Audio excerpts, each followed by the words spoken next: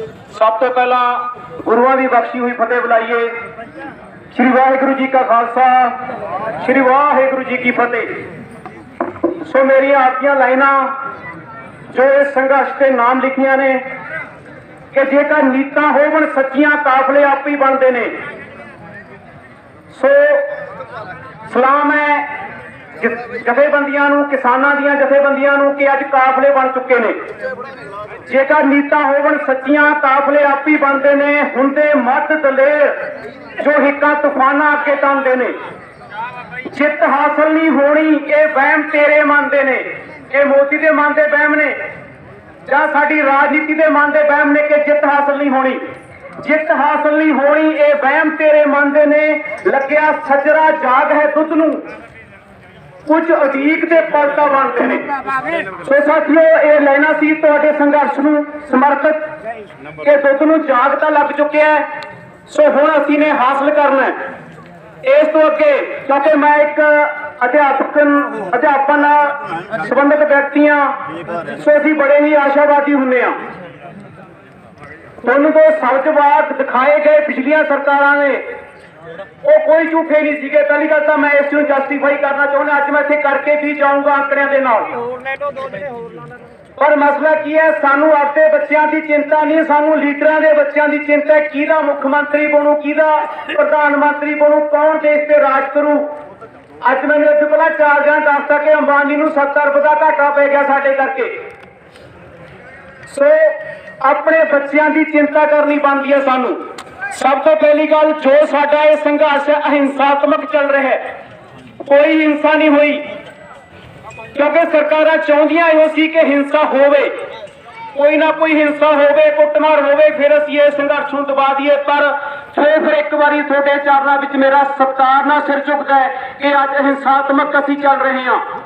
जो कि सरकार कह रही है सेंटर नूं जाके अज जिहड़े साडे 117 असली नौकरियां दित्तियां जिहड़े 117 वो जाके दिल्ली कह रहे हैं देख लो जे कुछ करना है। नहीं ये ना होवे कि हालात खराब हो जाए, नहीं होंगे हालात खराब। सानू इस चीज का चंगी तरह वादा है मेरा थोड़े नाल। सो अगला मुद्दा सब जवाबां दा।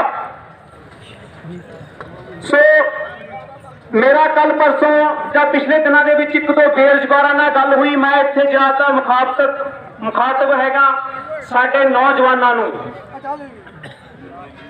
क्योंकि जिहड़ी मेरी उम्र ते ने असीं तां अपनी जंग हारी बैठे आ। आखिरी हंबला आपका मुंह लुकाउण नूं इत्थे आउणे आ, क्योंकि कल नूं साडे दे बच्चे ने सानूं ये सवाल पुछना, बापू तू उदों कित्थे सी जदों असीं लुੱਟੇ जा रहे सी। ये साडे बच्चे सानूं सवाल पुछणगे, बापू तू तां कनेडा भेज के मैनूं उत्थे भेजता, पर तू उस टाइम कित्थे जदों पंजाब लुੱਟਿਆ जा रहा सी। क्योंकि यह खिता दुनिया का सब तो सोहना खिता है। ये मिट्टी विच गड्ढे हरे हुंदे ने, सानू पता है इस चीज बारे। सो इहो जिहा खिते उपर की है, क्योंकि वारी वारी की है इत्थों संघर्ष उठते हैं, क्योंकि असीं सौखे हाँ। सो हुण सरकार की की नीति होगी भी इन्हां ते इन्हां दी मां ही खोलो, तो जिहड़ी मां है साडी मिट्टी है। सो अगली ज्यादा गल्लां ना करता होया मैं सब्जवादां ते आउणा है, सच्चे सब्जवादां ते आउणा मैं। क्योंकि मैं एक बच्चे नूं कहा बीएड की हुई सी, सर नौकरी नहीं मिलती जी। मैं कहा पुत्त MLA हो जा खड़ा। सो मेरे वाल बड़ा कौड़ा जाओ झाकिया के देख यार ये मेरी बेरोजगारी का मजाक उड़ा रहा है। सो मैं मजाक नहीं उड़ा रहा तुहाडी बेरोजगारी का। साढ़े 117 विचों आंकड़े बोलते ने 45 MLA सिर्फ 5वीं तो लैके 12वीं तक पास ने। वो वीरा तू तक BA की है, तू तो BEd की है, तू तो MA की है, तू तो PhD की है, फिर तू क्यों नहीं सरकार चला सकता। खजाना खाली है, हमारे पास कुछ नहीं है। इन्ना कहने लई कि एक बेरोजगार बच्चा कुछ आख नहीं सकता, वो भी ये शब्द आ ही सकता है। असीं जो तरक्की बारे सोचना ही नहीं हैगा। अगला मुद्दा की सी कि मैं उन्होंने पूछा कि तेरे पिंड नूं दस किन्नी के ग्रांट मिली यार पिछले 5 साल दौरान।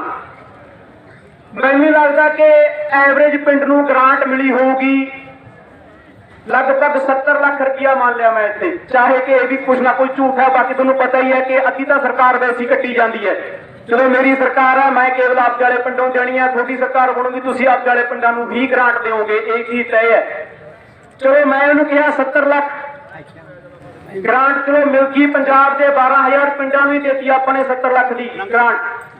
इस तो अगला मुद्दा मैं क्या हुण दस तेरी मंग कितनी है? क्या जी करोड़ दे दो, 2 करोड़ होनी चाहिए है। मैं उन्होंने कहा कि जेकर तेन मैं 15 करोड़ देवां ग्रांट 5 सालों के विच, सो फिर मेरे वालों झाकिया कि फिर साडा अज मजाक लग रहा उड़ाउण। हुण 15 करोड़ ग्रांट कित्थों बनती है साथियों? मैं तुहानूं दसदा, अज सरदारा सिंह जौल जो कि उके अर्थशास्त्री ने उन्होंने वालों एक मुहिम चलाई गई है। पहली गल तो शुक्र की गल तो यह है कि हुण पढ़े लिखिया की भी माड़ी मोटी सुनी जान लगी है पंजाब दे विच। तुसीं केवल ते केवल रेते ते बजरी ले लो। मैं होर भी कई मुद्दे इत्थे उठाऊंगा, लेकिन इस टाइम मैं कल्ला रेता ते बजरी उठा रहा। बजरी दे 1005 क्रैशर बनते हैं पंजाब दे विच। 1005 क्रैशरां विचों 100 ट्रक रोज मान लो, 50 ट्रक मान लिया अपने रोजाना दे। देख लो भी किन्ने ट्रक बन गए सारे पंजाब विच, 50,000 बन गए मेरा ख्याल है। इस तो एक ही है कि हर एक ट्रक के उपर की है 5,000 की गुंडा पर्ची है, गुंडा टैक्स जिन्हों आप बोलते हैं। सो ये जी 1 साल की बनती है, और रोज का की हो गया 100 करोड़ हो गया। थोड़ा रोज का 100 करोड़ खाता जा रहा है। इनू गुणा करके देखा जो असी तो 100 करोड़ रुपया बन गया, और साल का कितना बन गया? 36,500 करोड़ थोड़ा खाता जा रहा। तुसी ग्रांटां दी हथ जोड़ी जाने हो इन्हां लोकां दे अगे।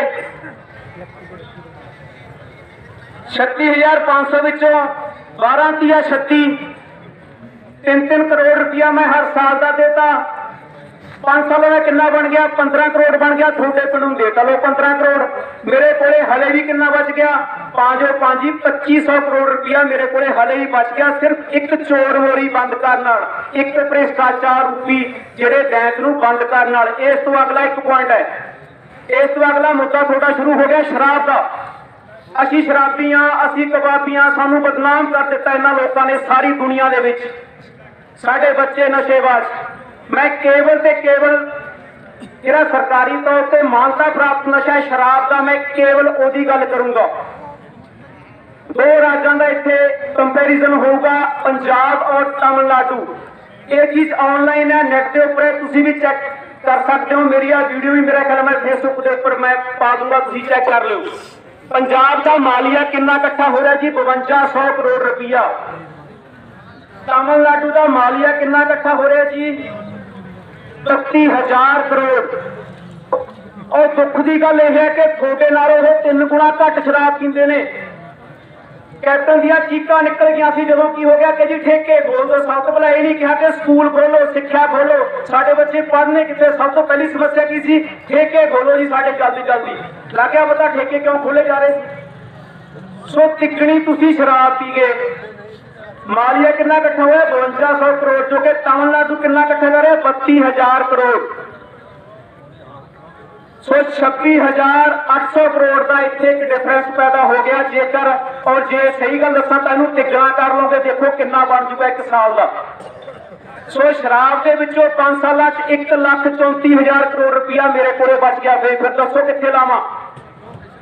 मैं उस बच्चे को पूछा होर दस की चाहना है जी? नाली बना दो, गली बना दो यार, साडा इतों के मसले ही खत्म हो गए सारे। तुसी एग्रो इंडस्ट्री क्यों नहीं मांगते? तुसी कोल्ड स्टोरेज की चेन क्यों नहीं मांगते हैगे? साडे पिंड कोल्ड स्टोरेज लाओ जी। असी खेती की जिहड़ी फूड प्रोसैसिंग मंत्री सानू दिता गया सी मोदी सरकार ने, किसी चीज नूं सिर्फ निंदना ही चंगा नहीं हुंदा। मोदी ने तुहानूं एक फूड प्रोसैसिंग मंत्री दिता सी, उहने की कीता? तुहाडे किहड़े फूड की प्रोसैसिंग हुई है? सो सानू फूड प्रोसैसिंग प्लांट चाहिए सीगे। 1,34,000 करोड़ का जो कुछ मर्जी ला लो। 2 मोरियां मैं बंद करतियां इत्थे। तीसरा है पब्लिक ट्रांसपोर्ट। पंजाब रोडवेज घाटे च है, PRTC घाटे च है, हरियाणा कमें कमाई कर रहा। दसो हिमाचल कमें कमाई कर रहा? उत्थे क्या प्राइवेट ट्रांसपोर्ट नहीं हैगी? उत्थे क्या नफे विच भी ने? इत्थों भी पैसा अरबां रुपया बचूगा। चौथे हो गए साडे बिजली समझौते। असल की होंदा है जो चुल्हे च लकड़ लाई होंदी है ना, जिहड़ा सिरा मचदा होंदा है उही कां कां करदा है। पिछला जिहड़ा सिरा वो भी कहता यार मैनू की लोड़ है। पर साथियों असी उही चुल्हे च लगी लकड़ा जे असी बिजली बोर्ड का साथ दिता होंदा उस समय जो बिजली बोर्ड का ਨਿੱਜੀਕਰਨ ਹੋ ਰਿਹਾ ਸੀ, ਵੱਡੇ ਵੱਡੀਆਂ ਕੰਪਨੀਆਂ ਨੂੰ ਲਿਆਂਦਾ ਜਾ ਰਿਹਾ ਸੀਗਾ।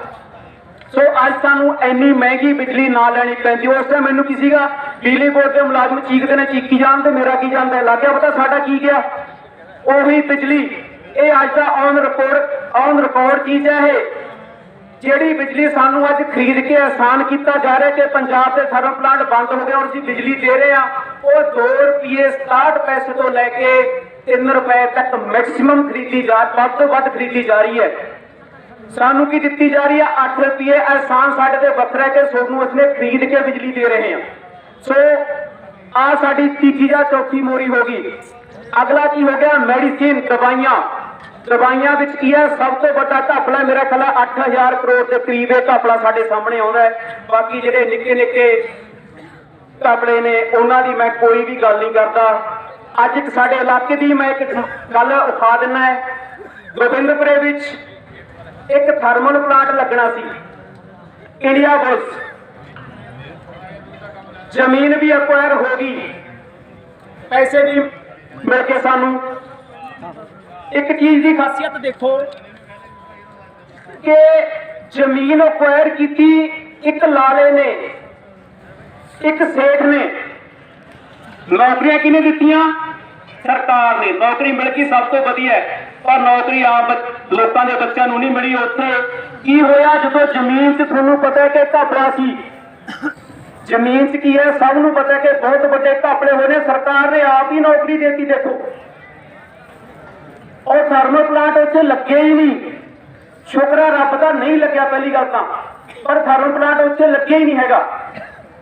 और आपके दो की हो गया, जे नौकरियों की वंड करती, सारा कुछ करती। सो ये भी इस किस्म के की ने घपले ने।